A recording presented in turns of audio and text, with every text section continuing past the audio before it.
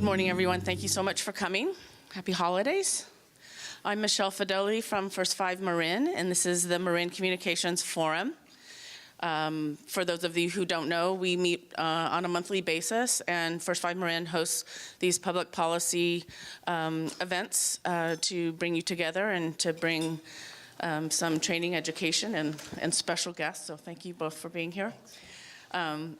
We are celebrating our 20th anniversary, First 5, in November of 1998, voters approved a tobacco tax, which now funds programs for children 0 to 5 throughout the state. And after a little bit of organization forming a commission, we've had almost 20 years of work in the county, and we're very proud to be partnering with all of you.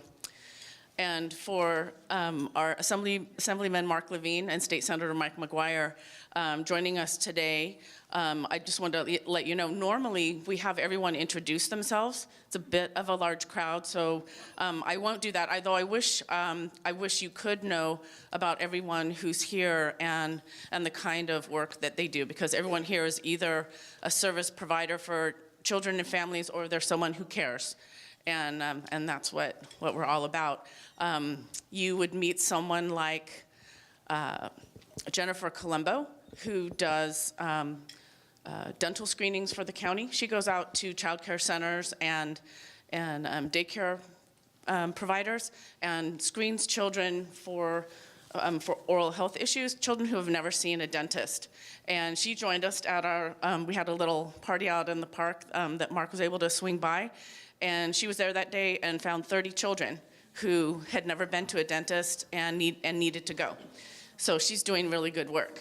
You would meet someone like Patricia Brawley, who works for Parent Services Project, and she runs a play group with a curriculum in the canal called Aprendiendo Juntos, Learning Together. And for all children who can't afford or don't have access to preschool, she offers 4 playgroups every week throughout the school year, so children can get accustomed to a preschool environment and get ready for kindergarten. They wouldn't have had a chance otherwise. She's a fabulous worker, and what she's learned is you can't just help the children without helping the families. So I learned from her that she spends the whole summer helping the families with social services and with food banks and referrals to healthcare services, and really what they need to help their families and to help their children succeed in school. And I would say you would meet someone like Meredith Parnell, but I bet you know her already. Meredith is my colleague at Marin Kids, which is the social advocacy group that First 5 started many years ago. And Meredith has been out in the community connecting and really working to reposition Marin Kids so that when we're ready to tackle something big, she has the whole community prepared to do that. And she's already been working on a lot of housing issues, and particularly saving rental situations for some of the folks who got hit with 40% rent increases in the canal. So lots of good work behind the scenes that people don't see, but I do. I just wanted to say a couple things since we have you as a captive audience. Probably the #1 challenge that First 5 Marin faces and Marin Kids is trying to convince people that there are children and families in Marin who are in need. Many years ago, we had Dr. Bob Ross from the California Endowment here to speak at our policy breakfast, and I went to pick him up at the airport, and he said, "So tell me, why am I coming to Marin? What's the problem?" And it's like, well, if you look at some statistics, even though only 10% of the children are officially living at the federal poverty rate, it's 35% of the families who can't afford to make ends meet here, and that affects everything.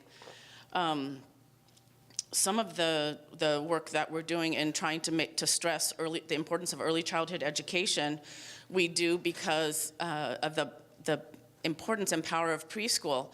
Marin gets a pretty good rate. I think by last count, it's about 82, 86% of children in Marin go to preschool. That sounds good.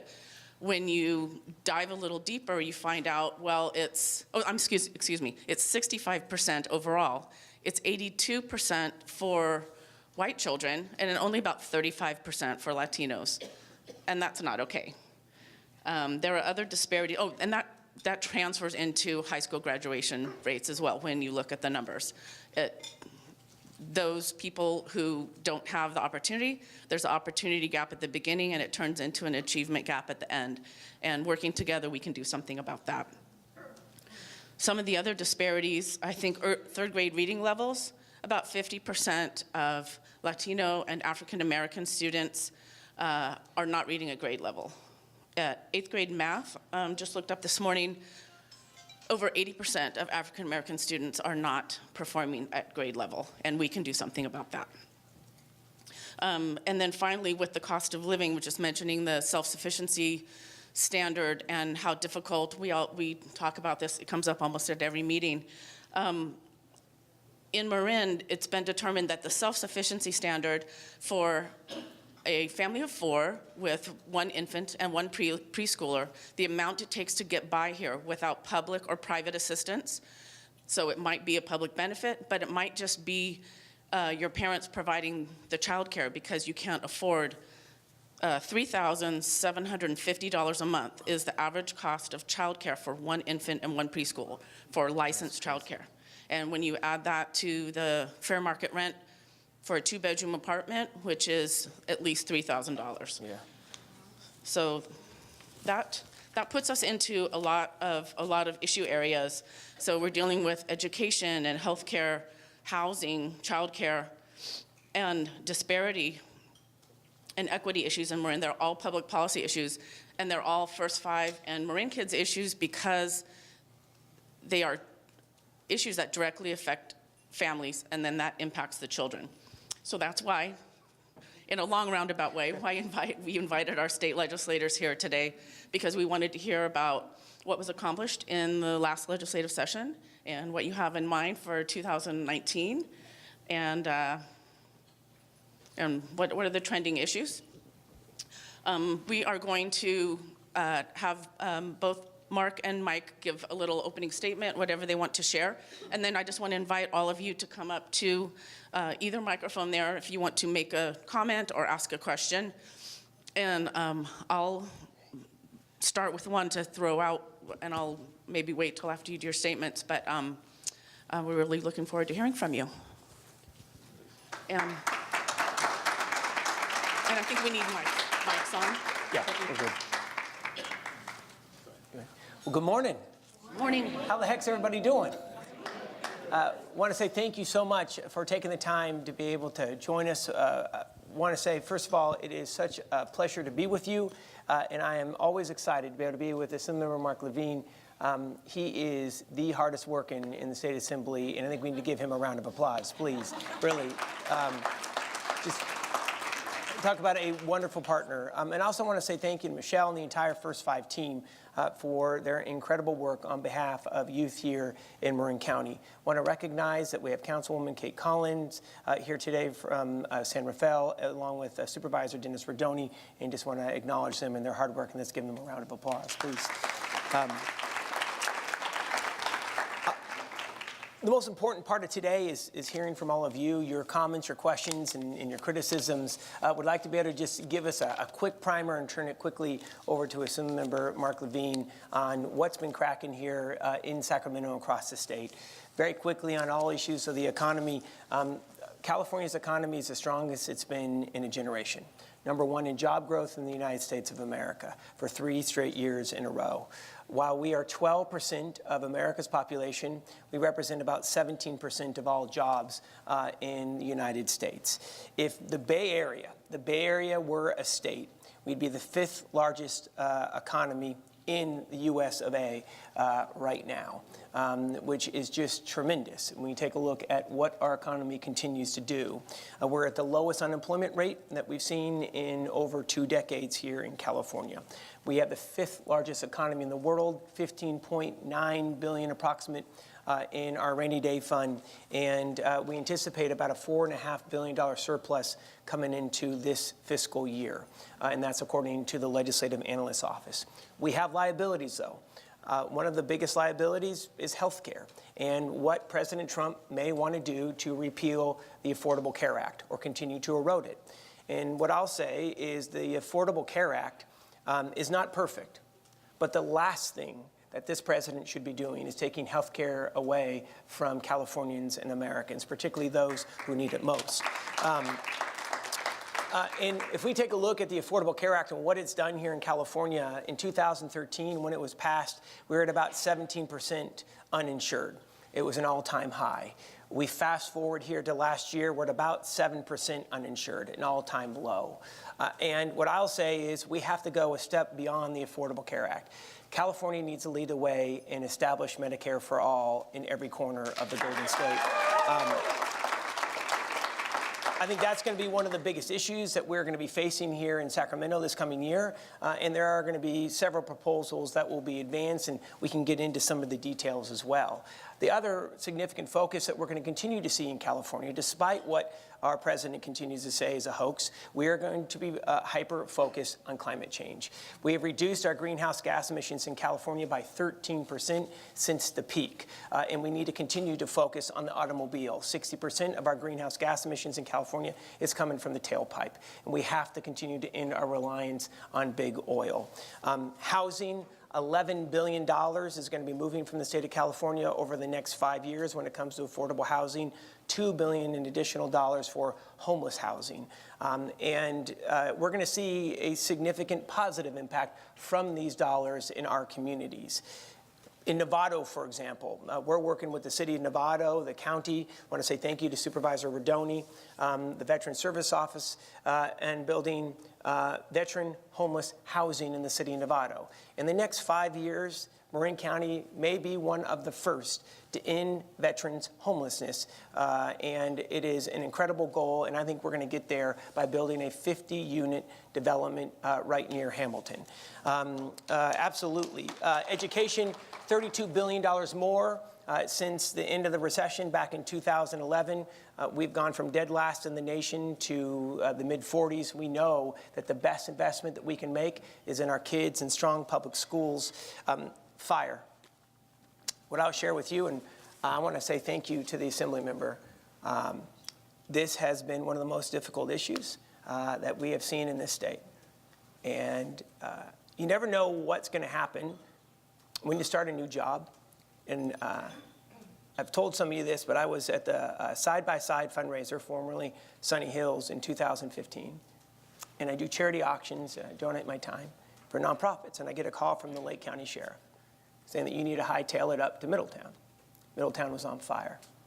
That was a valley fire. 1,282 homes were lost. One of the poorest counties in this state. Fast forward to 2016, we lost 300 homes in the Clayton Fire in Lower Lake. 2017, 6,300 homes between Sonoma, Mendocino Lake, and Napa County. This year, we had the largest wildland fire in our state's history with the Mendocino Complex Fire, and obviously the Camp Fire in Paradise. This new reality is here. We have to continue to focus our efforts on climate change, because that is adding to this impact of the size and scope of wildland fires. And then we also need to focus on enhanced fire prevention. About $1.3 billion will be moving over the next 5 years for fire prevention, thanks to the hard work of the Assembly as well as the Senate, and enhanced firefighting resources as well. Love to talk about that. And I'm just going to stop right here. Poverty and immigration. The Senate district that we live in runs from the Golden Gate Bridge to the Oregon border, incredibly diverse. The wealthiest county in the state, right here in Marin. Some of the poorest counties in the state, Lake and Trinity. And my mom and I had some economic challenges growing up, and if it wasn't for my grandma, we wouldn't have made it. Truly. And what I will say is we have to focus on childhood poverty. In our district, we have some of the highest numbers of childhood poverty than anywhere else in California, and it's simply unacceptable. We are the land of Silicon Valley. We are the land of opportunity. We are the 5th largest economy in the world, and California has to redouble our efforts making sure that kids have the resources they need to thrive now into the years to come. And I want to say thank you to First Five for your focus on that. We haven't talked about immigration. I would love to be able to do that, but I'm going to stop talking, and I apologize to Member Levine that I've been yapping so much and turn it over to you. It's great. And again, just want to say thank you for all of your work, sir. Thanks, Mike. Mike, good job. Thank you. I want to echo Mike's acknowledgments of First Five, of Councilmember Collin and Supervisor Rodoni, for all the community groups that I see here doing amazing work. You know, Community Action Marin, the Y, and Indivisible. So many of you that I also, Parent Voices, thank you every year for coming up to Sacramento. Love you guys being up there. And we need to hear from you. And that's the most important thing. It's not just one time a year or every 5 years or something that we want to see you when we get invited. We want you to invite yourselves to come up and see us here in the district or in Sacramento. When you do those things, we need to hear directly from you about what you need, what the community needs, where that pain is, where that suffering, where it is that we can add some relief. That empowers us to do our job better, and we can't do it without you. I want to also echo, I don't want to echo, I want to commend Mike. Mike said some nice things about me in the beginning. We really are lucky to have him representing Marin and all of the district that he represents. And I want to just give you a snippet of the challenge that we have here in Marin. Sonoma County, which I also represent and Mike also represents, has 5 legislators that represent it in Sacramento. Marin has 2 lawmakers. Yeah. And so when we need a voice to speak up for Marin, we've got 2 of us, 1 in the Assembly and 1 in the Senate, or Sonoma's got 3 in the Assembly and 2 in the Senate, just the way that districts are drawn and population is. And if we didn't have someone like Mike who actually pays attention, is into the details, into the weeds about how things work, that we would not have as strong a voice for us in Marin as we do. So thank you for that, Mike. No, very good for the work you do. Thank you. Good partnership. Thank you. It's great to know. I don't want to use an inappropriate metaphor, but when you're passing the baton on an issue, that it will not get dropped, and it never does. So thanks. No, thank you. Mike did a great job of giving an overview of kind of where things are and kind of the table that's been set for us as a new legislature has been elected, a new governor has been elected. It's pretty exciting to have someone local up there in the governor's office, someone who also cares a whole lot about the issues that we care about, particularly with early childhood being a priority of Governor-elect Newsom's, and that we've got maybe some money to spend on some of these things. But let's think about where we've come from. So when I was elected, let me go actually further back. When I was elected in 2009, I remember election night, Mayor Al Boro, who was mayor of San Rafael at the time, a wonderful, wonderful leader for San Rafael, he came to my election night event and said, "Congratulations, we need to cut the budget." And that was the depth of the Great Recession. We felt how painful it was, and we felt it at this very local level. Mike remembers this when he was on his county board of supervisors, that when we had to make those budget cuts, we were affecting people's lives. We knew who the people were who were going to lose their jobs. We knew the neighborhood parks that were not going to get the services that they were going to be receiving. We knew who relied on those things. We knew the streets with the potholes that were not going to get filled very well. We traveled on them. It was my street, in fact. It was a lot of streets that all of us lived on. And this was something that was a lesson for me. And I think for all of us as those who were then elected to go to Sacramento, to take very seriously. And voters agreed back in 2014 when we passed the rainy day fund that Mike had mentioned. We got, what did you say, $15 billion? We got a plan to get to $20 billion plus into a rainy day fund, Agreed. which is amazing. But if you look at what those budget deficits were like in the depths of the recession, it was over $20 billion a year, every year, that needed to be cut. Mm-hmm. So if we were to have a great recession like the one that we had last decade, 1 year would wipe out that rainy day fund. If we have a shallow recession, perhaps we can make cuts less painful, but we know how hard it is to make any cuts. And we know, particularly for programs that you care about, that they were the first ones on the chopping block. Dental care was axed. Child care slots halved, if not worse. And these are programs that we know affect, and I don't want to overuse this term, extraordinarily vulnerable populations. Our children who have no voice for themselves, and those who are perhaps older and need health care, and we know that dental care is a key to so much health, so many people's health in their lives.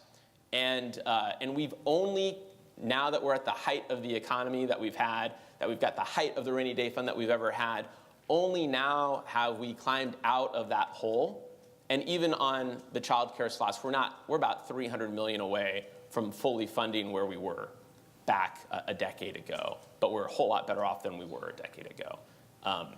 And so how do we keep the gains that we've had and plan for the future and invest in programs that we know are just and good and moral to help prepare our population for the children in our lives that we care about, but everyone, really, society, for the just society that we want to have. Particularly as we know that this amazing economic run is going to come to an end, and that the tax system that we have in California means that we feel that pinch. And then we have to cut the budget because we can't print more money like the federal government does. Can we change that? I don't think we can change that. So these are lessons that we take with us. And so we are blessed with this windfall that we have now as times have been good. And so as we look at the spending that we want to do, how do we invest that money, particularly looking at how we invest it with one-time investments, because we know that we can't count on this money long term. We don't want to build new programs that have to be cut. We don't want to give something that is only taken away a couple of years later and then not have the outcomes that we had invested in. And so there are opportunities to do that, particularly as we look at early childhood. So when we look at children, we know that the linchpin for their success truly they are the women in their lives. So how do we invest in women? We've done this in the past year with prenatal home visits to make sure that women are healthy as they're about to have children. But we also know that if we want to have early childhood education, preschool for all, fully funded TK, that we need to make sure that we're investing in things that are going to get us the outcomes that we want, which is better prepared children to then be better prepared adults as they then need to engage in society. And all adults, but more likely than not women, we need to invest in them because we don't want to invest in programs that aren't going to get us the result that we want. We're not going to find qualified preschool or TK teachers somewhere else. We've got a lot of really good people here that we need to invest in to make sure that they are qualified. And then if we're expecting these individuals to be qualified and to have good incomes, good outcomes, well, we better pay them. That's because we can't expect people to be highly skilled, highly trained, get the certificates they need, and afford to live here and provide for their families if we're not giving them what's got to be more than a living wage. Living wage is not a serious term when we're talking about, as Michelle had mentioned, the high cost of raising a family and living here in this community. So this to me is something that we need to do with this one-time windfall that we can't count on forever is let's invest in women. That will provide us with very good outcomes for our children. And when I say that, it means these are often going to be programs for children too. And we can lift a lot of people up this way. I'm also working on, as we're looking prospectively, at other issues that affect us, in fact, all of society. So I introduced last Monday AB 18, which would create a first-in-the-nation statewide gun tax. The gun tax would then, would then provide money for a violence prevention fund that last year provided about $9 million statewide. We can more than double that and reduce violence in our communities. And there is a need for this, a great need for it, as we've seen across the country, but here in California, too recently, down in Thousand Oaks. And And so we need to work to reduce gun violence in our communities. We talked a little bit about, Mike talked a little bit about climate change. We have a plan to get California to 100% clean energy by 2040. But we don't, well, we have a goal, is what I really mean, but we don't have a plan. Right. And we rely far too much on fossil fuels. And we do this in part for many reasons. Here in California, fossil fuel extraction, because as the governor has noted, if we're going to use the oil, why put all the profits somewhere else? We're using this oil, we should do it here. That is not good enough anymore. We need to have a plan to end fossil fuel extraction in the state of California. And so later this session, I'll be introducing the Keep It in the Ground Act. And we know that this is going to affect our kids. It'll affect all of us because perhaps I know we will have much cleaner air with better health outcomes for all of us when we keep it in the ground. It'll be better for the entire climate, for the entire environment. The third leading cause of death among young people is suicide. And this is an issue that I've worked a long time on, and we're going to continue to have to work on. We've seen suicide rates across the globe go down, except in the United States and except in California. And I authored legislation this past year and 2 years ago to make sure that behavioral therapists and psychologists have the education they need to recognize suicidal ideation. We need to make sure that we protect everyone, and this is going to especially help our children. With that, really glad to open this up to some Q&A and hear what you guys want to share with us, what you think we need to work on in the next year. Thank you. Thank you.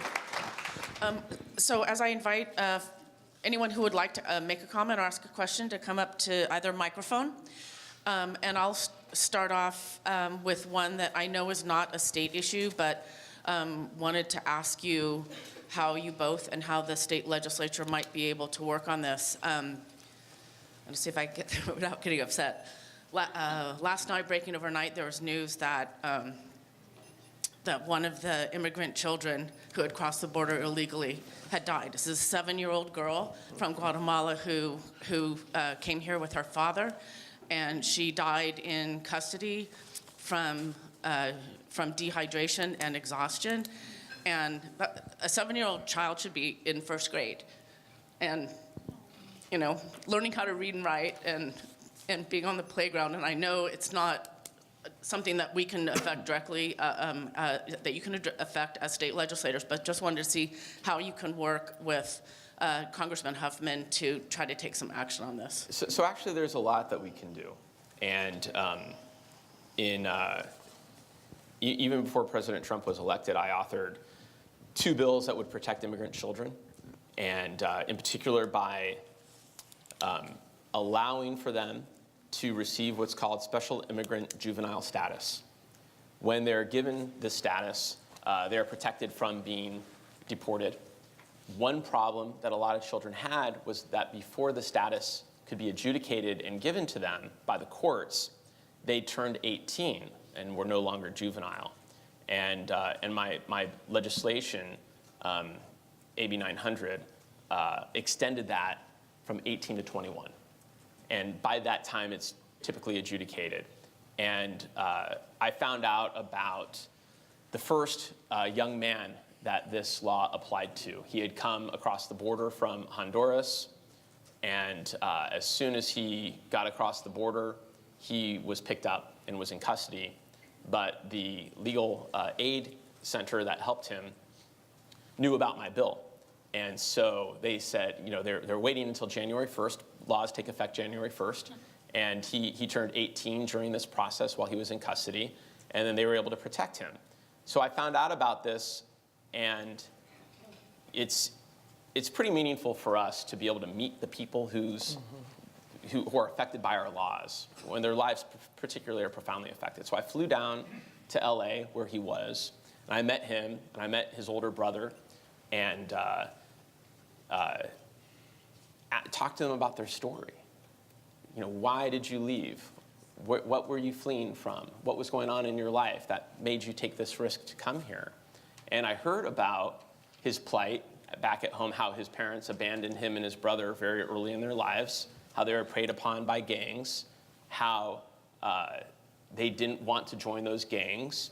And I asked what I thought was a very naive question, but I wanted to ask the question of them. And I said, wouldn't it have been easier if you just joined the gang? Because then they wouldn't suffer from the violence, they wouldn't have had to take the risk. And the boy looked at me and he said, because we would never be the same again. And I was profoundly moved by that. And you should have seen him. I met him on a Sunday morning. He was dressed like he was going to church. He was just extraordinarily respectful.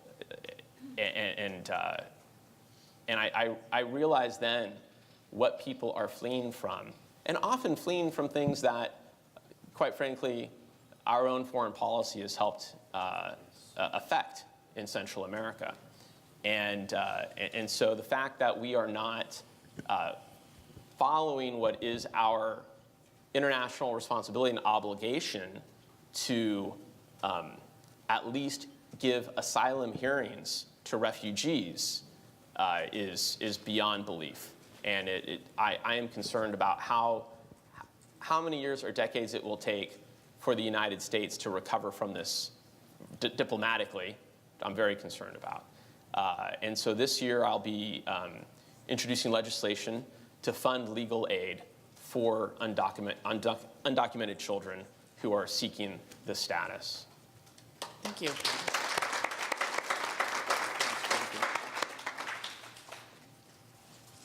We're going to look back at this entire chapter of what we're living through now. And I believe we are going to realize this is going to be one of the darkest chapters in our nation's history. What happened to that little girl is criminal, and it was completely avoidable. And I hold our president responsible. California does business differently than Washington, D.C., and rightfully so. First of all, I think that Gavin Newsom needs to pull our National Guard troops off of the border. There is no emergency on the border. We have had a record number of deportations this past year. It has increased since the Obama administration, and our borders are secure. And we have a made-up crisis by our president. Diversity is who we are in California. It is what makes our communities strong and our economies thrive. That is why we passed Senate Bill 54. Senate Bill 54 bars the use of state funds to do the job of ICE. And it's the right thing to do. And I understand that some think that it's controversial. I believe our local authorities should not be doing a job for ICE at any time. We have invested $60 million for DACA students, legal representation, college scholarships, as well as naturalization courses. And we have made a promise. No matter if you are a U.S. citizen or you are a child who is undocumented, you will have access to health care here in the Golden State. And it's the right damn thing to do. I'll end it with this, is that now more than ever, we as Californians have to show the rest of the world how we do business. Whether it is respecting our immigrant community, standing up for the most vulnerable, standing strong and pushing back on climate change, investing in our schools, we know what California is doing works. We have the strongest economy in our nation and some of the most aggressive social equity laws on the books in the world. And I'm proud to be a Californian, and I hope all of you are as well. And we are going to get through this, but our number one goal has to make sure that Donald Trump is not reelected in 2020. All righty, Meredith. just want to follow up on a couple of comments that you all have made about access to high-quality early care and education.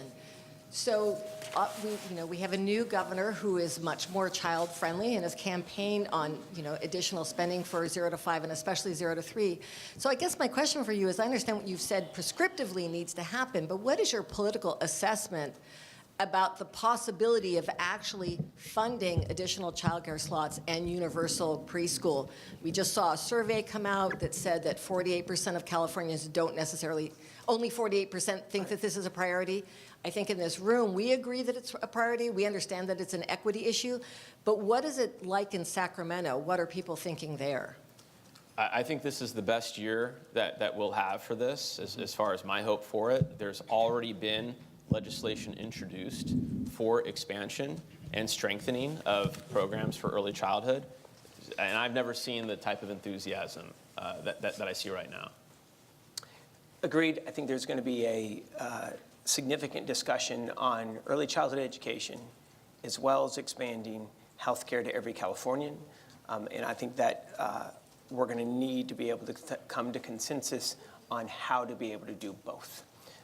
And that means we're going to have to be able to take a look at what we have in a surplus and what potential additional funding we may need in the future to ensure that we get both, because we cannot afford not to advance on both early childhood education as well as expanding healthcare opportunities for Californians. And childcare slots, because sometimes that gets ignored while people talk about preschool, but we need additional high-quality childcare as well. You're damn right. Absolutely. Thank you. My turn. Okay. Volume on. Thank you both for your public service. I know you've got a lot of issues to deal with. I think I have a relatively straightforward one. We have written repeatedly to your offices and sent almost 500 letters recently through the Action Network urging you to pressure the CDE, the California Department of Education, to immediately require a complete material revision of the Ross Valley Charter petition. This charter is damaging our public school district, a district that operates in the bottom 10% of state funding, but yet performs in the top 10%. We need your help. We have been begging for your help. This charter has a documented over 20-year history of discrimination against students of color and discrimination against students that are special learners. And interestingly, they now suggest that they cater to these students, but it's a Trojan horse. The Ross Valley Charter also presses forward with multiple lawsuits against our school district. Lawsuits that are paid for by the CCSA, the California Charter Schools Association, which is a group that I understand Assemblymember Levine accepts money from as well. And as I sit here, I do wonder what we pay you as constituents, what we all pay you guys. We need you both. We need you both to act on our behalf. And Mr. Levine, specifically, since you just extended an invitation, will come and visit you imminently to learn your strategy to get the CDE to correctly oversee the Ross Valley Charter and ultimately, please, to get it shut down and to protect our truly public schools. The charters have run roughshod over the state, and they must be stopped. And mercifully, we have elected Tony Thurmond as state superintendent, who agrees and has put a moratorium on these new state-approved charters. And I believe Gavin Newsom also feels the same. So please help us in the Ross Valley. Thank you. Thank you so much. Thank you for your concern. I've heard it. I've also met directly with Superintendent Bagley and board members and have followed up with them directly on their requests. So thank you. No, Fred, you go first. Okay. No, you're first. Okay. Hi. Anybody who doesn't know, this is Fred Mayer. He's an institution in Marin County. My name is Marc Dale, and I'm a father in this county who unfortunately went through a heck of a battle around one of our sons. He's alive, well, and kicking. But in the last 10 years, I've started a number of entities in the county: Families for Safer Schools, Marin County Prescription Drug Abuse Task Force, RX Safe Marin. I'm co-founder. And I'm chair of the AOD board for the county, Alcohol and Other Drugs. Marin County is the healthiest county for the last 8 of 9 years in the state. At one point, we were also the healthiest county in the nation for under 18s, which is pretty amazing. The sad thing is, and reflecting on what Marc said about suicide rates and other death rates of our youth, it is a real problem. And it becomes one of these reverse equity issues, because I know of a number of families right now who are middle to upper income who are struggling tremendously, mostly with their sons, trying to keep them alive. And there's a real disconnect here, that something's happened in our equation, that if there wasn't such a demand, there wouldn't be such a supply of fentanyl, heroin, prescription drugs. So as the feds have come in and said, we're going to help solve the opioid epidemic, it seems like it's kind of being taken care of by a greater level. I'm encouraging you and asking you, what else can we do at our state level? Because I'll close with this. Marin County, after all those healthy notes that I gave, is apparently number 2 in the region, we know that, and possibly in the state, for drug overdose death rates when you adjust for our population. And that's a big one. So I hand it over to you. Both you are in great positions to help continue a greater effort here. Thank you. So on this issue, while the federal government has talked really strongly about opioid addiction, whether it's prescriptions or heroin, for example, they have not funded the programs that they've talked about. The dollars that we are investing now across the state on opioid addiction came from the Obama administration. So where there is extreme frustration, there is all talk, no action coming from the federal government on enhanced funding for opioid addiction, whether it's California or Alabama.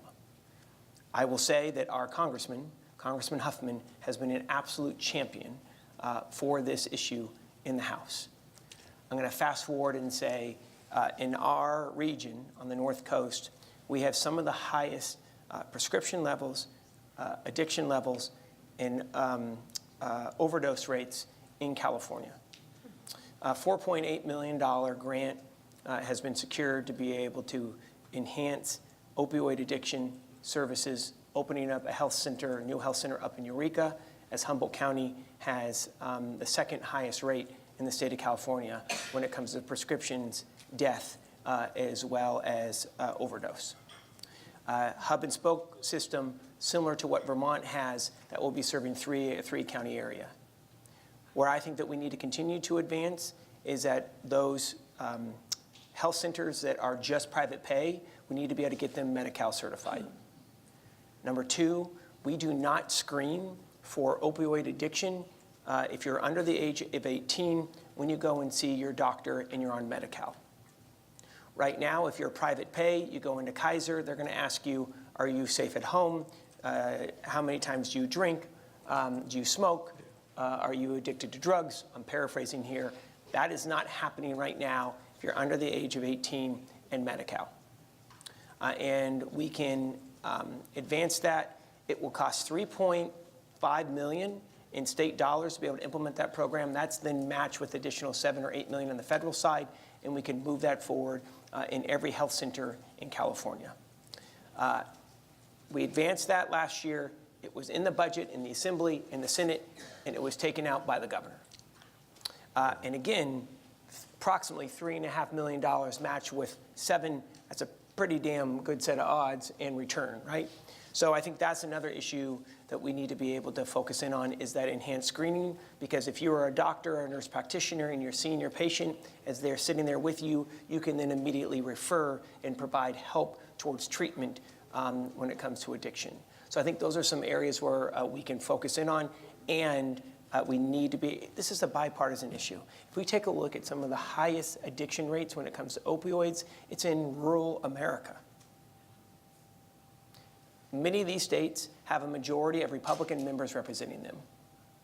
So I think this is a bipartisan issue that we need to be able to come together on. I don't mean to talk so much, I apologize, but those are some solutions where I think we can go. No apology. And before Marc, I was going to say life expectancy rates for the first time ever in the United States has gone down because of this. Marc, do you have anything to add on this? I think Mike was pretty detailed in what he had to say. You know, we need to his point about screening, you know, when I experience the screening, it often is jarring because I believe it doesn't apply to me, and then I'm grateful that they're doing it. And so we need to have more of that to help protect people. I talked a little bit about this suicide prevention education legislation that I did for psychologists and behavioral therapists. The very first time I introduced that bill, the governor vetoed it. And all of the advocates that were in support of that veto came to me afterwards, like years later. Thankfully, I was still in the job. It was very humbling for them to come to me and say, you know what, Mark, we got the veto, but you were right, and we would like you to do that legislation again. So what I've thought is that this could be a model on addiction education for healthcare providers, so that those screenings can be even stronger, because physicians are not educated about addiction specifically. It's weaved throughout their education, but there's not a specific component for that. And this might be an issue a little bit with the California Medical Association, because I've been through those battles with the other associations on the suicide prevention, but this might be worth doing. Thank you. Thank you. Fred Mayer, consumer advocate, representing California Alliance for Retired Americans, 1 million consumers. My question is regarding prescription drug pricing. For juvenile diabetes, in the old days as a pharmacist, we used to charge $30 for a vial of insulin for kids. Now it's $300, and you can buy it in Canada for $65. Epinephrine, EpiPens have been raised in price from $69 to $609 for kids with allergies. One of our major priorities for the CARA, California Alliance for Retired Americans, is lowering the price of prescription drugs. My question to both of you, is there any way that we can cost contain prescription drugs? It seems to be a bipartisan issue, and the cost of drugs, especially generics, have gone sky high, and many of us elderly people, we have to decide whether to cut our pills in half, pay rent, buy food, but prescription drugs prices, I'd like to know if you could take a look at this issue. Thank you for your time. Yeah, thank you very much for mentioning it. You mentioned a whole lot of issues, particularly the first thing that you talked about, price gouging, of course, is awful, and we're against it. Mike and I have both been against it, but you talked a little bit about diabetes, and this is such a significant issue, and Mike and I both took a stand against the soda industry this year. It's one of the weirdest deals that went down in Sacramento that I've ever seen. Totally.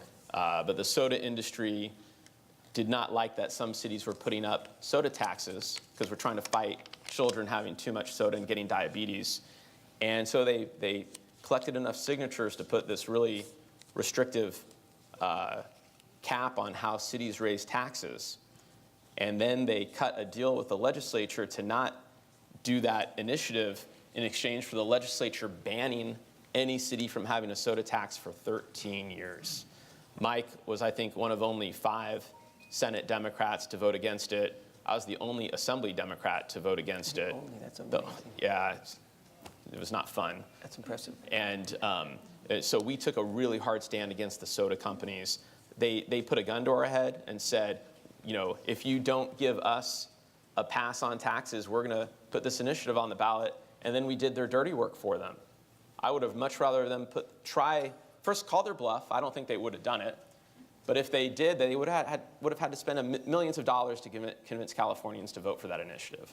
And so I think that the legislature capitulated too quickly on sodas and on helping protect children from diabetes in that instance. On price gouging, we have tried to stop this in so many different ways. And we passed it was last year, not this year, SB 10 by Dr. Ed Hernandez, an optometrist who was a senator, which was for price transparency. And what this bill did was it said, if you're raising prices, you must forecast that price increase by about 6 months. One of the things that I learned about through this process, and you, Fred, you know about this way more than I do, I learned about PBMs, or pharmacy benefit managers, which I've got the pharmacy student saying she knows about that too. So we don't know who these PBMs are. I'd never heard of it before. These are the middlemen. That one, you've got the manufacturer, they want to make a big profit, and then they go to the distributor, the PBM, they then mark it up and make an even larger profit. And so we've also now begun to address this PBM issue that I think for lawmakers as well as all Californians was a mystery that we didn't understand. So that's one of the next steps, is really getting a handle on how these PBMs are marking up drugs. Thank you. We're going to go over on this side, but so many people would like to ask a question. Let's try to be quick on the question so we can hear from everyone.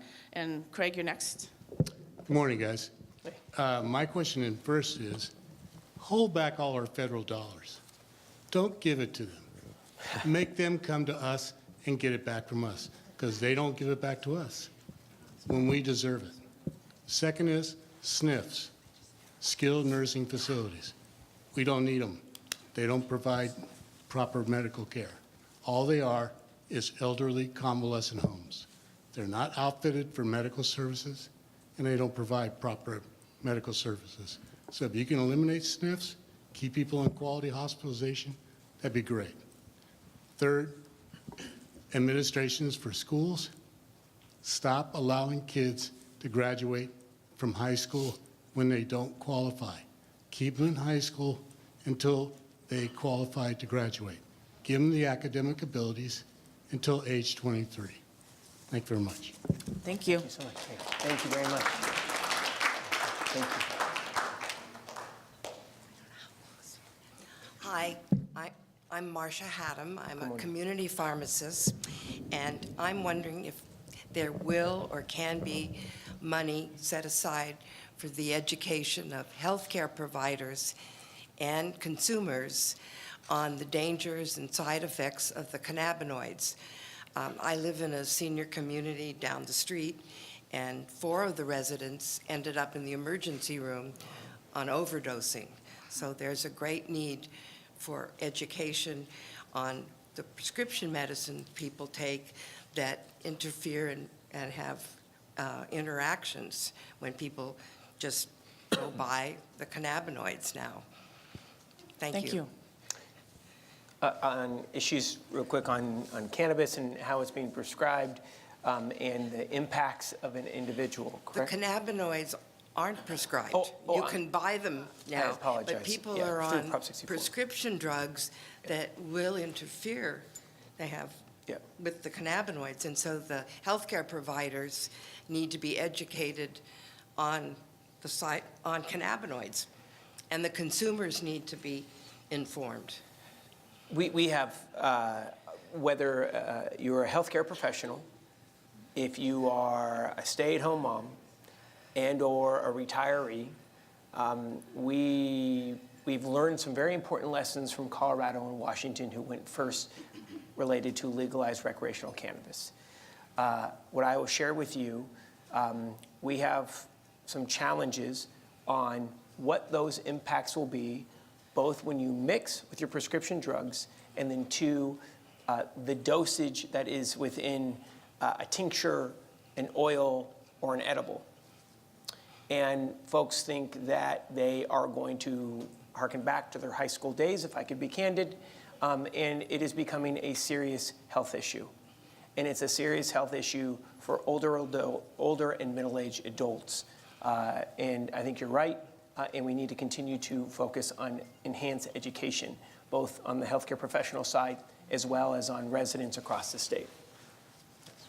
Thank you. Thank you. Thank you.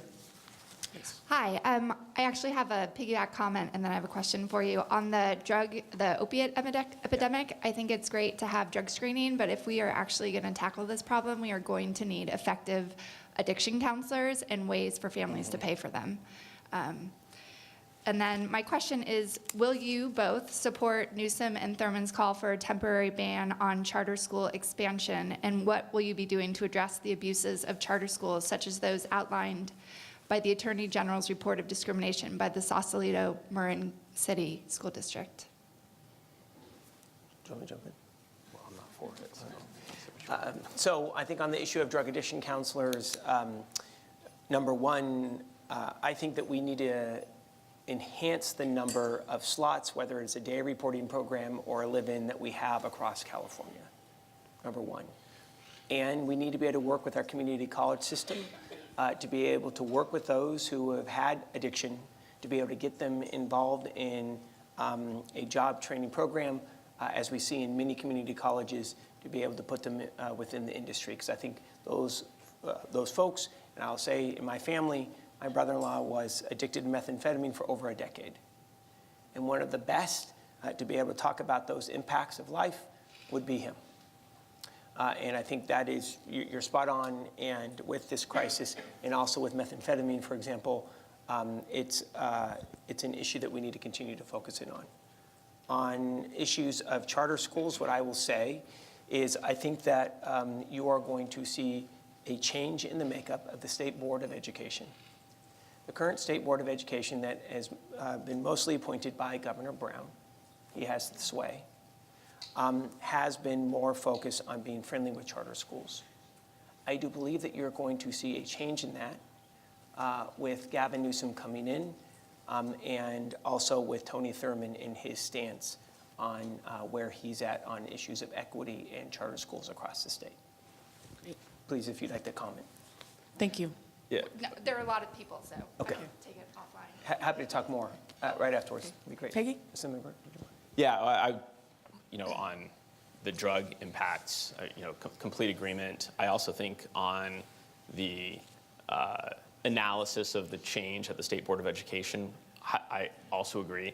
I think that what we will see, particularly as it regards to charter, the charter authorization process is one that will be reformed, and it'll be reformed fairly quickly.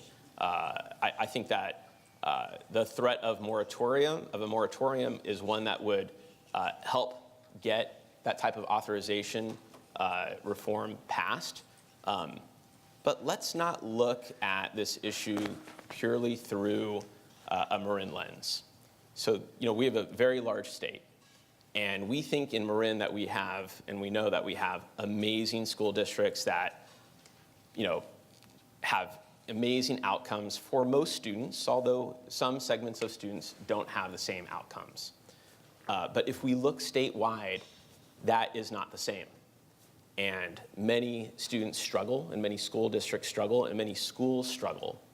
And we think of charter schools, I don't think that we actually thought much about charter schools until recently, but a perspective is charter schools are for those districts where schools are a dead end and that kids don't have any other alternative. And if we look at the bigger picture about the state of California and how those schools have been a place where educational aspirations go to die, but that charter schools were an outlet for better outcomes, that we understand a little bit more about why those schools were effective and are used in many parts of the state. It's hard for us to recognize that in a county where we expect students to all achieve well and all the school districts do much better than the state average. But again, on the analysis that Mike provided, I agree on that. Thank you. Hi, my name is Peggy Dodge. I've been in the field of early childhood education in California since 1982, and a large mission of mine has always been for greater public investment in early education. The system right now is subsidized on the backs of the workforce by their low wages. And I'm excited that there's opportunities, but I am very concerned about the directions that those might take. And so I would like to ask my representatives to look long and hard at the mixed delivery system that exists at the moment. And I would like to see the expansion grow out of the current state preschool system, and they just changed their name, the Early Learning and Care Division. of the California Department of Education. And I suggest that because we have made enormous investments over the last several years. We have a preschool curriculum framework, we have an assessment system, we have program guidelines, we've put together training for the workforce, and that's been with the partnership of early educators. My concern right now, and I'd like to see people take a deeper look at the effectiveness of transitional kindergarten. My concern is that the easiest thing for you to do is to add another grade to elementary school, and that perhaps, and I'm not in elementary school, my kids are public school kids, I'm not against public school, I teach in a public school, but I think it's important that you look at where the expertise in early care and education exists. The fact we have a very rich mixed delivery system. You've invested in Marin and California Quality Counts for quality rating and improvement. Let's build from there. Let's hear those voices. And so I'd like to hear what your thinking is on that. Thank you. No, thank you, Peggy, very much. Look, I think that, and Peggy, please push back on me if you think I'm incorrect in this. I think that there is some concern that if we add, we have a lot of quality private preschool providers that have been doing a lot of great work for many years. And if we simply tack on TK throughout the state, that we're going to see a lot of folks who have been doing the good work for many years simply go out of business and not be able to provide that high quality early care and education. As you know, Governor Brown capped the funding. We were at about $1.5 billion, something like that, for TK, and stopped the expansion of TK here for schools across the state. Look, the bottom line is this. We have a hodgepodge of a system. We need to be able to all get on the same page about what is our approach when it comes to early child care and education, number one. Number two, we have to be able to provide living wage jobs for those who are educating our kids. 2/3 of minimum wage earners in this state are women, 2/3. If you are making $15 an hour in the San Francisco Bay Area, you're working 3 full-time jobs.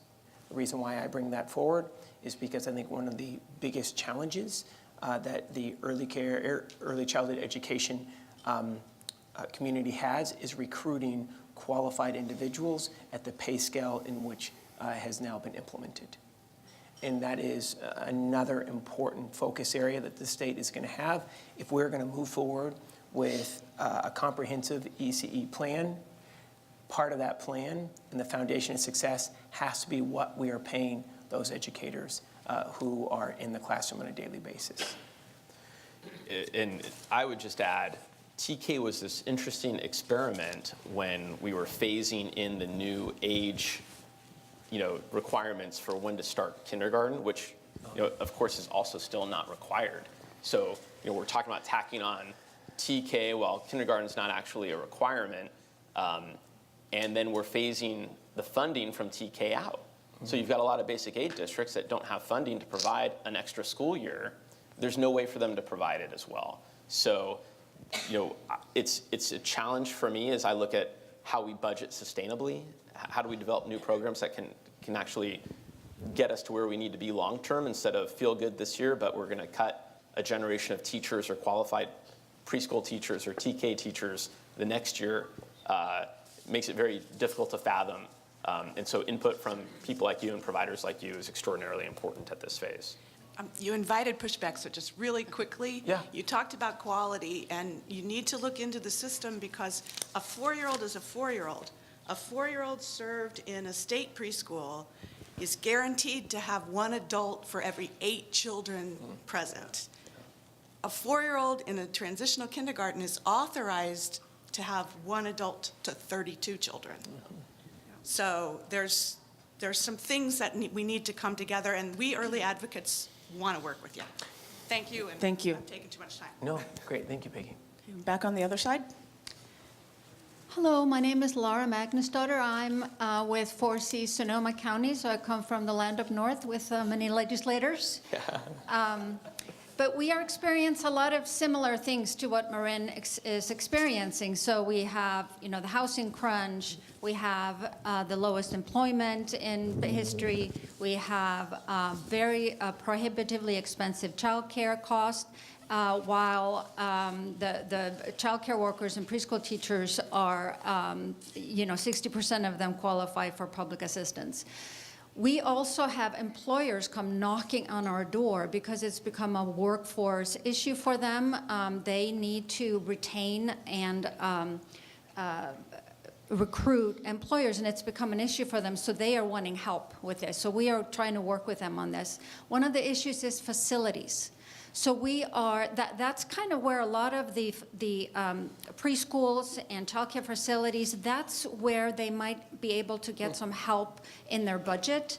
And so we are looking at private-public partnerships, but also general plan issues. For example, statewide legislations about we need to include childcare facilities in general plans. It needs to be a requirement in low-income housing complexes, for example, to include those types of facilities. It's a part of the infrastructure. And so I want to hear your thoughts on this and see if you'd be interested in working with us on this. Thank you. It's a good idea.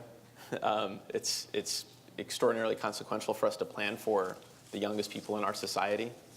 Thank you for raising it. Would love to be able to get your card if that'd be okay before we leave on. I think one of the biggest issues that the legislature is going to be focusing on this year is workforce and affordable housing. And we have an acute crisis in all communities, no matter if you're big or small. And having those facilities embedded where the kids already are makes sense. And would love to be able to get your card. And the wonderful Carol Mills is here, and we'll right behind, and would like to connect with you if that's okay. Thank you. Thank you. Okay, back on the slide. Hi, my name's Robin Goldman. I Hey. have a question for Marc Levine. So this morning, I looked through your donor list, which includes California Charter Schools Association. Yeah, you're going to love me. You just talked about what the state needs for education, but you're not voting the way we want you to vote. You have consistently voted in accordance with the CCSA and organizations trying to privatize public education, which again is what your constituents do not want.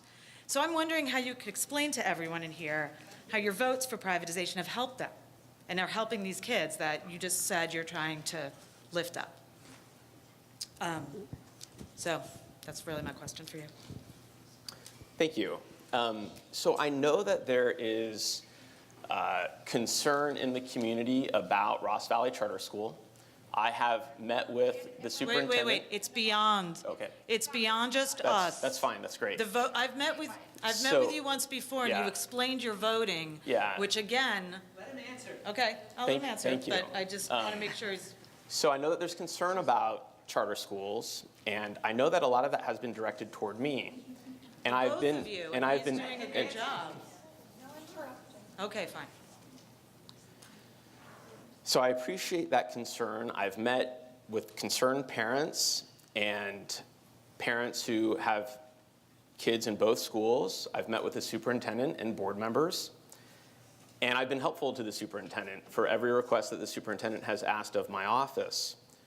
Particularly on privatization, I have voted 4 times for legislation to ban for-profit charter schools. And the governor vetoed 2 of those. Another one didn't make it across the finish line. And then the last time the governor finally did sign that bill. So I think that we are aligned in that. But I also think, as I mentioned earlier, that people need a lifeline out of schools that don't work in their community. And that if we have solely a Marin lens on this issue, that we're not looking at some of the statewide concerns about education reform that is necessary to make sure that all children have an opportunity to get the education that they deserve. But I'm working, again, as I mentioned, with the superintendent, as well as people concerned about this issue, and will continue to. So just for the record, you support charter schools and privatization because you basically just said that. I want you to say it in front of this room. Thank you very much for your question. Well, you answered my Thank you. Ann? Hi, my name's Ann Matheson, and I'm here today representing the Marin Promise Partnership for Educational Equity, which is a group, many of whom are sitting in this room, who are working to change the system in Marin so that it supports all kids. Because although we do have excellent schools, when you think about the ecosystem of schools, which includes the nonprofits and the government and the businesses here in Marin, it's not working for about 20% of our kids in Marin, and it's unacceptable. So we are working together and using some principles that I would like to encourage the state to look at as well, which is around equity, a laser focus on equity, collaboration, so that we're not continuing to work in our silos and do what we've always done year after year after year. So coming together to work together and really focusing on goals and results and data. So not just whoever has the loudest voice in the room gets to do their project, but let's look at actually data-driven decision-making. And Marin Promise Partnership in Marin, I think, is a model for this, but across the state, there are other models like ours that are associated with the Strive Together national network that has already proven that this model works. Promise neighborhoods are very similar, and there's many of those across the state. And so I really want to just encourage you to really think about not just, what program here or what program there needs to change to improve our educational system, but let's redesign the system while we have the opportunity so that it actually works for all kids and not just those it was historically designed to work for. No, thank you so much. Thank you. Ann, thank you for all the work that you're doing with Marin Promise. There's one data point that I pulled when I was on the San Rafael City Council learning about the San Rafael City Schools was that if you look at grade level reading as early as second grade, that will help determine college graduation rates. So if you're behind in second grade, you're just going to be behind and perhaps not end up graduating. In the Los Angeles Unified School District, out of 100 children who enter high school, 12 will graduate from college. And so we have a lot of challenges, but when we start looking at data, we start identifying who those children are that are going to need the help that gets them equity so that the outcome, at high school graduation or job skills or college, that they will also have a positive outcome. And I'll just say in support of many of the other speakers this morning, it starts before second grade. Yeah. It's when kids get to kindergarten, they need to be ready, and so all those supports have to happen even earlier. Thank you. Thank you. I know that Senator McGuire has other obligations, but if you're able, Mark, if you're able to continue on, we will. Quick question, and then we'll let you get to your other appointment. I think I've already made you tardy. Oh, good. Thank you. Raleigh Katz, Marin Association of Public Employees. We represent about 1,300 county employees. So 2 specific questions. What specifically can be done to build more housing in Marin County, not in other counties? And Senator Wiener's bill will be criticized, and I don't know if I'm for it, but housing is not a local issue, it's a regional issue. So what are we going to do about that specifically? And it means more density, and it means probably some awful so-called stack and pack. And secondly, can we get a westbound third lane on the bridge? Yes. The eastbound lane that gets people out of Marin County has made a dramatic improvement. Can we get one westbound? Yeah. Thank you. All right. So I'll make a prediction about the lane. I hope I'm right. I really do. So, I've been in some kind of wrestling matches with the Metropolitan Transportation Commission and Caltrans about the Richmond Bridge, passed legislation to get that third lane open eastbound, and they were really committed to this bike lane. And I've been critical of it. I love the idea of it, but it's not going to be used. And so they made early investments in infrastructure to and from the bridge, and they were not going backward on it. But what I think is going to happen, and again, this is just a prediction, is that they will do some counts early on. And early on, when those counts come to what everyone expects them to be, that they will transition that lane to transportation, to traffic as well. It's just a prediction, but I will work with them, with my colleague and with my colleagues to the East Bay to hopefully get that outcome, because I know it impacts our workforce. And one of the things I do really appreciate, I talked earlier about meeting people whose laws we affect, when people say thank you for getting that third lane going, but I know that they're still facing that crunch the other direction. On housing, I will be the first person to tell you that Wiener's bill this year, although he won't admit it, is substantially different from his other bill, and which Mike and I both opposed the other one. Yeah. And I don't know where I'm going to come out on this bill. But the challenge is not merely for a bill to come down from on high in Sacramento. If we looked at the regional housing needs allocation cycle, the previous cycle, and we looked just at San Rafael, the IJ had a great article on this. San Rafael, not San Rafael, because cities don't build housing, developers build housing. Developers in San Rafael during that cycle built half of the number of units that the city actually approved. So the city approved housing that never was realized. Cities are not all at fault and to blame for the dearth of housing opportunities. A developer has to go and apply for a permit, and once that permit is approved, as hundreds more units were approved than were actually built, they have to then follow through and build those units. So San Rafael was never in the way of getting more units built. Probably not as many as we even needed, but developers never actually built those units. So we have to give we have to make sure that those opportunities are there. We don't want to get in the way of it, but we can't blame the cities themselves for not building the housing, because it's not the cities that do it. Secondly, we don't need to, I think language is important. The words we use, that is important for people. And when we govern and when we make decisions, we are doing that for the people that we are representing. It's challenging to do it for the people that we may be representing one day. And so we have to balance, how do we plan for the future responsibly, sustainably, to have maybe the mass transit that we want, to be able to make our lives, the quality of life, what they want to be. But we don't have to threaten that it is going to change the physical landscape of the community that we love.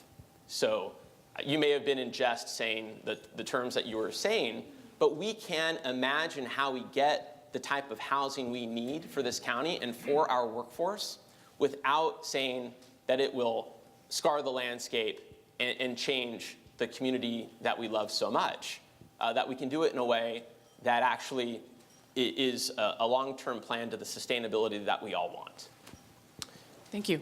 I was just, if it's okay, just real quick, just adding on, just want to say thank you to the Assemblyman for all of his advocacy on all issues of the Richmond-San Rafael Bridge. When Caltrans sees that he's calling, watch out. So no, really, he's done a fabulous job, and just want to say thank you on that. On the issue of housing, I think it's a two-pronged approach. Number one, we need to stop just using a stick with local government. We have to ensure that there are the financial resources there to be able to build workforce housing as well. Yeah. State is going to be advancing $11 billion over the next 5 years, focused on affordable housing. $2 billion for chronic homeless housing. In addition, we need to go a step further. Working with Senator Bell out of San Jose, who is the chair of Housing and Transportation on the Senate side, and I chair Governance and Finance Committee that handles all housing financial issues. We've introduced Senate Bill 5, which is going to be bringing back redevelopment much more strategically and more limited here in California, that will generate about $1.5 billion a year when it comes to affordable housing, infrastructure, and neighborhood revitalization, number one.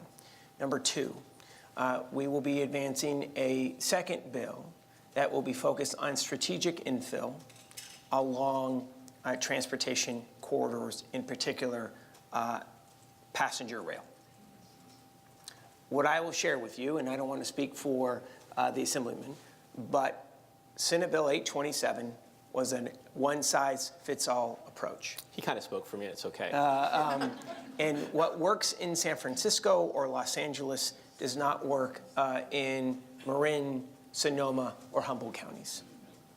And we have a crisis when it comes to affordable housing in each and every one of those counties. The answer to workforce housing can no longer be no. And what I've been saying for the past couple of years is that we are either going to advance our own locally driven solutions or the state is going to do it for us.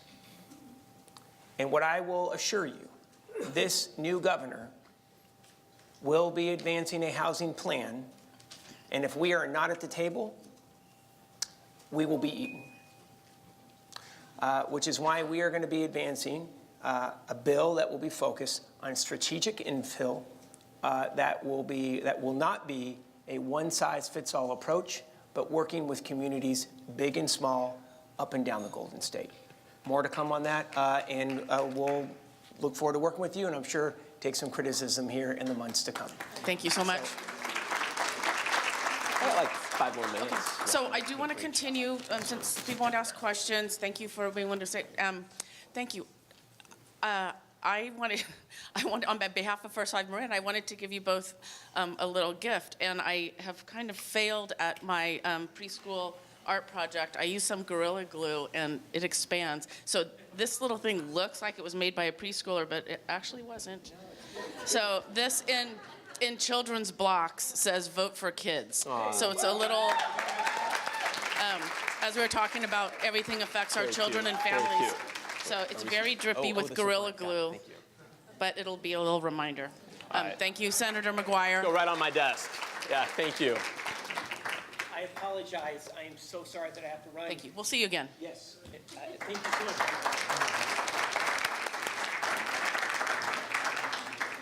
That's cute.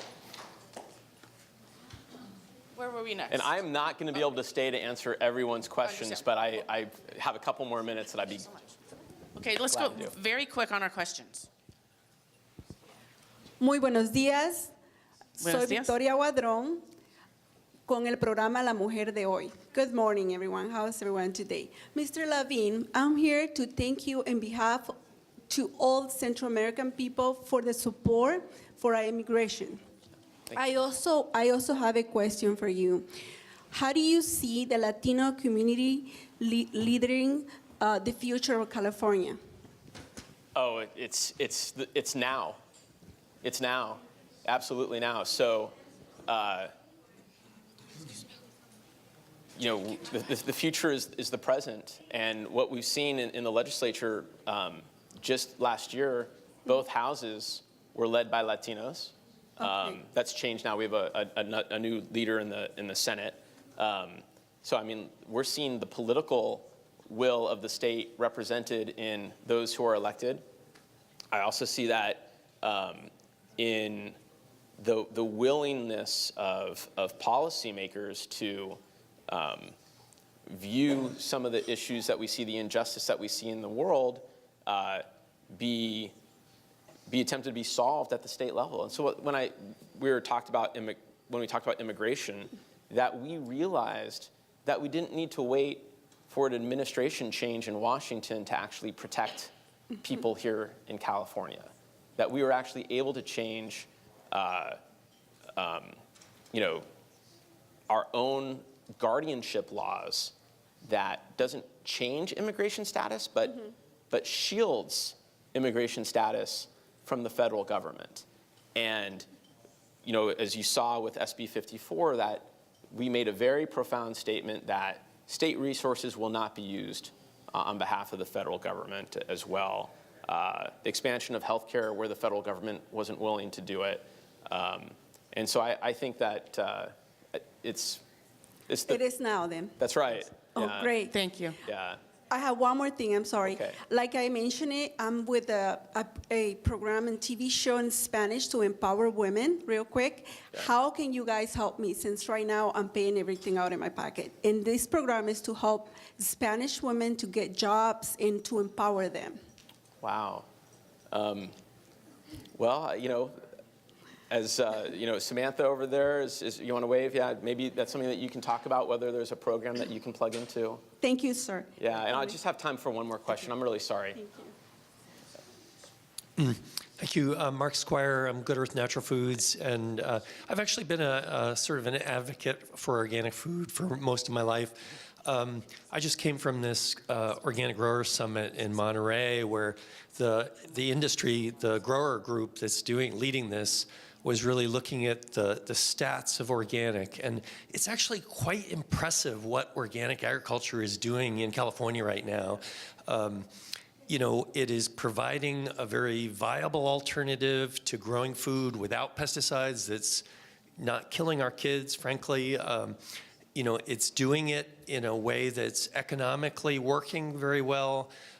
It's actually, the preliminary science is showing that organic agriculture is actually a huge contributor to drawdown of carbon in the atmosphere. In fact, I'll take it up with Mike later, but I think he was wrong about the tailpipe thing being the only issue. Oh, it's agriculture is huge when it comes to climate change issues. So my question is, in light of all that, I know the Farm Bill, I think, maybe is getting signed today by the president, but on the national level, I think the Farm Bill is actually putting more money into research into organics than it ever has before. Nonetheless, I think in light of the magnitude of all those problems that organic fixes so well, I think it's really a drop in the bucket. So I guess my question to you is, can't California be more of a leader in that arena? And I would be glad to offer your office more of those stats.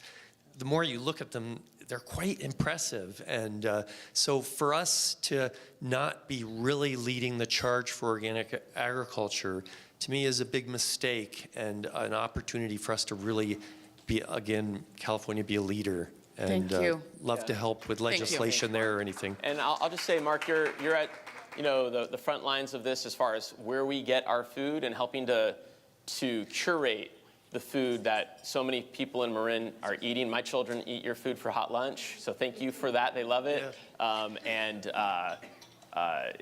We are, I think, doing.